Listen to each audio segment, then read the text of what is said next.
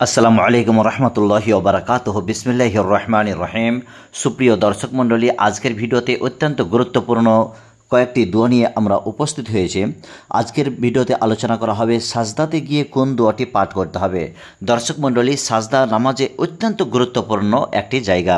এই জায়গাতে আপনি আপনার মনের কথাগুলি আল্লাহ রব্বুল আলামিনের কাছে ব্যক্ত করতে পারেন বা চাইতে পারেন। আল্লাহ রব্বুল আলামিনের কাছে সবচাইতে কাছাকাছি হওয়া যায় এই দোয়াটি বা এই সাজদার মাধ্যমে। এই সাজদা এতটাই গুরুত্বপূর্ণ জায়গা যে আল্লাহ রব্বুল আলামিন আপনার সমস্ত ধরনের গুনাহগুলি ক্ষমা করে থাকেন এবং সমস্ত ধরনের কথাগুলি শুনে থাকেন একমাত্র এই সাজদার মাধ্যমে। দর্শক মণ্ডলী, তো যখন আপনি সাজদাতে যাবেন, কিভাবে সাজদা করতে হবে আমাদের এই ভিডিওতে বা এই চ্যানেলের একটি নামাজ সংক্রান্ত ভিডিওতে দেওয়া রয়েছে বিস্তারিত। তো আজকের ভিডিওতে মূলত আলোচনা করা হবে সাজদায় গিয়ে কোন দোয়া পাঠ করবেন এবং আল্লাহ রব্বুল আলামিনের কাছে দোয়া করবেন কিভাবে।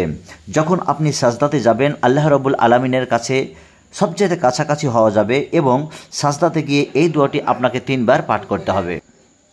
দোয়াটি হচ্ছে সুবহানা রব্বিয়াল আ'লা, সুবহানা রব্বিয়াল আ'লা, সুবহানা রব্বিয়াল আ'লা। এই দোয়াটি আপনাকে 3 বার পাঠ করতে হবে।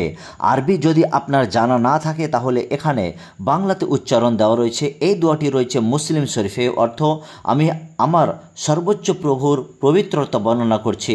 এই দোয়াটি পাঠ করার পর আল্লাহ রব্বুল আলামিনের কাছে আপনার মনের খাহিশ, মনের আকাঙ্ক্ষা বা মনের চাওয়া পাওয়া গুলি আপনাকে চাইতে হবে। দর্শক মণ্ডলী, যখন আপনি সাজদা থেকে উঠে যাবেন, সাজদার সময় উঠে এই দোয়াটি পাঠ করতে হবে।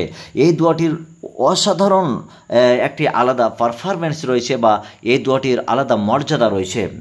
প্রথম সিজদা থেকে উঠে জালসার দোয়া, অর্থাৎ 2 সাজদার মাঝে এই দোয়াটি পাঠ করতে হবে। 2 সাজদার মাঝে যে দোয়াটি পাঠ করতে হবে, চলুন আমরা যখন অর্থ পড়ব তখন বুঝতে পারবো এই দোয়াটির কতটা গুরুত্ব।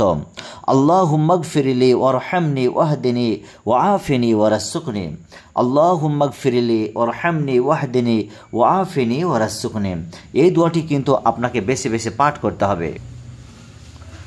এখানে উচ্চারণ দেওয়া রয়েছে, উচ্চারণ দেখো এই দোয়াটি আপনি মুখস্থ করতে পারেন। অর্থ, হে আল্লাহ, তুমি আমার গুনাহ মাফ করো, আমার ওপরে রহম করো, আমাকে সুপথ দেখাও, আমাকে সুস্থ রাখো এবং আমাকে রুজি দাও। অত্যন্ত গুরুত্বপূর্ণ দোয়া।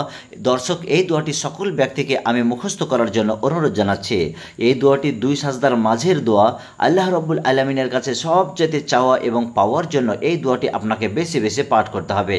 সাজদা অত্যন্ত গুরুত্বপূর্ণ জায়গা। এই জায়গাতে আপনাকে সমস্ত দোয়াগুলি আল্লাহ রব্বুল আলামিনের কাছে চাইতে হবে।